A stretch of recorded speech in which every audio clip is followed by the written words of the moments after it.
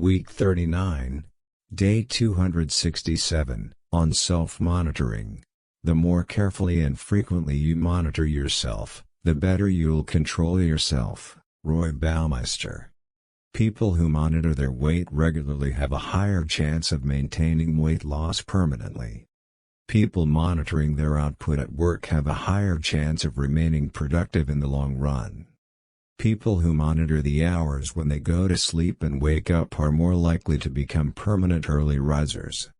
Self-monitoring is a crucial tool to help you keep track of your results and then, upon achieving your goal, maintaining them forever. I strongly suggest monitoring yourself at least weekly, and if possible, daily. For example, to keep myself in check, even though I'm fit, I weigh myself daily and regularly monitor my physique in the mirror.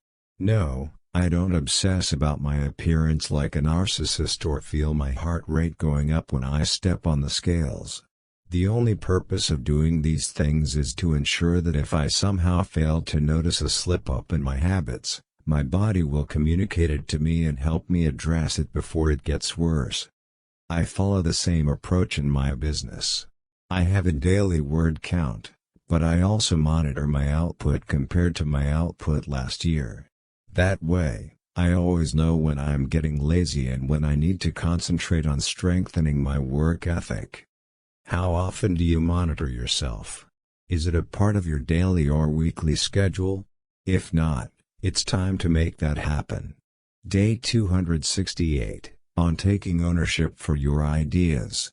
Regardless of what we create, a toy box, a new source of electricity, a new mathematical theorem, much of what really matters to us is that it is our creation. As long as we create it, we tend to feel rather certain that it's more useful and important than similar ideas that other people come up with. Dan Ariely. When people create something themselves, say, a birthday card for a friend, they value it more than something created by somebody else.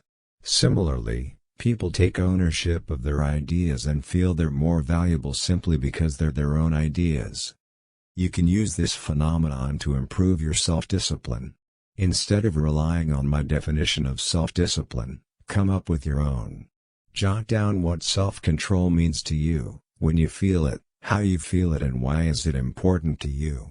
I can write all day long how important self-discipline is, but if you do it yourself and apply it to your personal situation, you'll immediately understand it on a deeper level.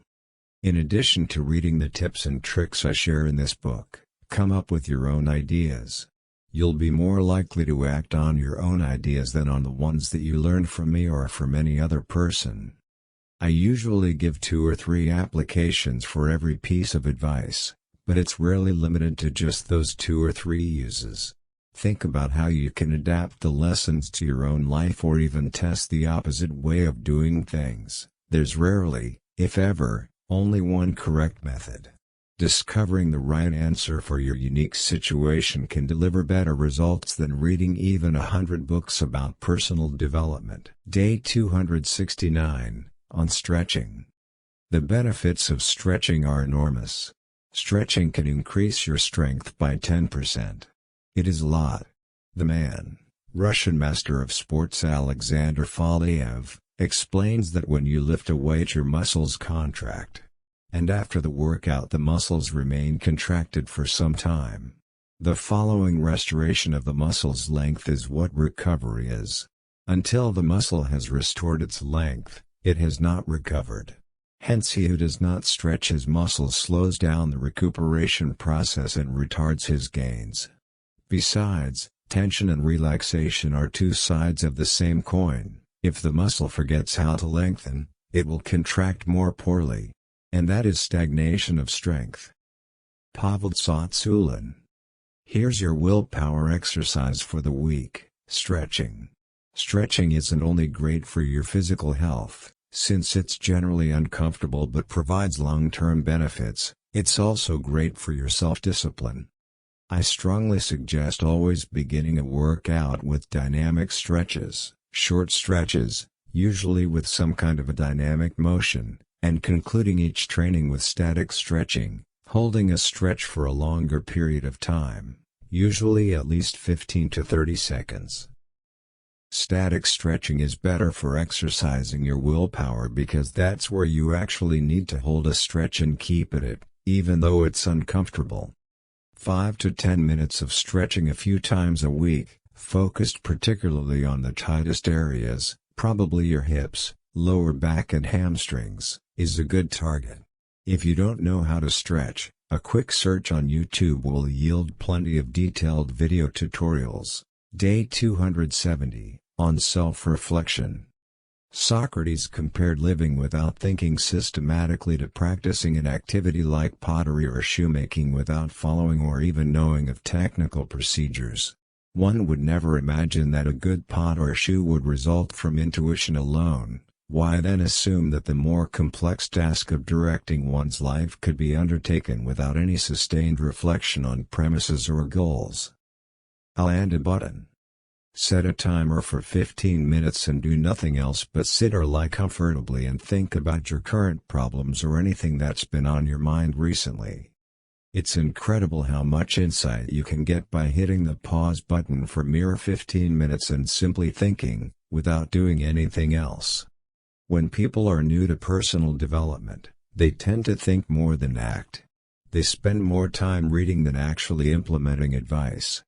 Once you gain some experience and develop a habit of taking action, the opposite is often true. You take a lot of action, but rarely reflect on it. The exercise for today can remedy this situation by reminding you that you get the best results not only when you act, but when you act and reflect on your actions to ensure the highest effectiveness. Day 271, on how to use books. Books are like lobster shells. We surround ourselves with them, then we grow out of them and leave them behind, as evidence of our earlier stages of development. Dorothy L. Sayers. When you're new to the world of personal development, you read whatever you can grab your hands on. Every single classic, every book recommended to you by somebody you respect, every new best-selling release. At first, it's a fine strategy. You get to expose yourself to different authors, learn the fundamentals, and look at personal development from different perspectives. However, as time passes, you should leave some books behind and progress to more specific advice. For example, I used to read one general self-help book after another. Soon I found them all similar to each other. Each new title added little to my knowledge. I outgrew those books, and needed to find a new teacher. I transitioned to reading books about a more specific topic than general personal development, how to change myself to become a successful entrepreneur, and how to actually start and run a profitable company, how to improve my communication skills, how to eat healthily, or how to develop focus. Then I started reading more biographies and autobiographies, where the lessons usually aren't as clearly laid out as in a regular how-to book, but which are unique and more insightful, related to a specific problem the person portrayed in the biography had dealt with. Recently I started expanding my horizons and seeking out books about specific problems I struggle with, for example, how to develop a better life philosophy, and reading books from other domains, so I could draw parallels from them and apply their principles to my own life. Think of different categories of books as your development stages. When a given type of a book no longer serves you, find a new teacher. Day 272, on Extinguishing Bad Habits. You can never truly extinguish bad habits. Rather, to change a habit, you must keep the old cue, and deliver the old reward, but insert a new routine.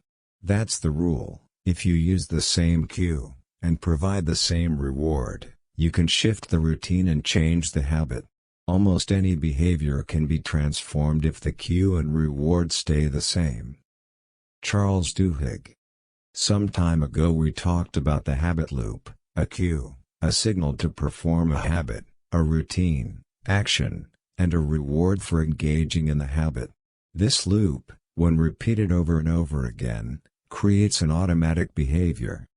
You can use this loop to create new habits, but you can also use it to replace bad habits with more empowering routines. For example, instead of always eating a chocolate bar during a lunch break, eat a banana. Your cue is a lunch break and your reward is eating something sweet. Two parts of the habit loop remain the same, but are now satisfied by a healthier alternative. Instead of always dealing with a stressful situation by emotionally eating, head out for a quick run. Your cue is feeling stressed, and as a reward you get to reduce or eliminate the anxiety. Running can become an alternative, healthy way of satisfying your need for self-comfort. If you have any bad habits you want to get rid of, think about how to keep your cue and reward the same while replacing the negative routine with something empowering. You'll reduce the risk of reverting to the old habit because it will only be the action in itself that changes, not your cue or the reward. Day 273, on Reprogramming Your Brain. Given our human impulse to pick up the habits and energy of others, you can use that knowledge to literally program your brain the way you want. Simply find the people who most represent what you would like to become and spend as much time with them as you can without trespassing, kidnapping, or stalking. Their good habits and good energy will rub off on you. Scott Adams. Research shows that resisting peer pressure causes emotional discomfort. 273 Consequently, humans have a tendency to want to fit in, even when it means not thinking for themselves or doing things they would otherwise never do. While it's not a positive phenomenon among college kids who all want to emulate the popular guy or gal who's into partying hard, it can be a beneficial tool for an adult who consciously chooses the group whose features he or she would like to acquire. If there's any shortcut to building self-discipline, it's this: find a group of people who possess discipline and let the power of peer pressure change you. For example, if you want to build self-discipline to exercise regularly, join a fitness group or hang out in the park with ripped guys who are into calisthenics. If you want to become super productive and have enough self-discipline to wake up every single day at 5 in the morning to work on your startup, join a local networking group of entrepreneurs or work in a co-working space. If you want to stop spending so much money on unnecessary things, join a forum about frugality or follow bloggers in the personal finance niche. Look at it from other perspective, too. If the groups you currently belong to don't exhibit the traits you'd like to acquire, or worse, exhibit the complete opposite of those traits, ask yourself whether you want to continue to let them influence your life.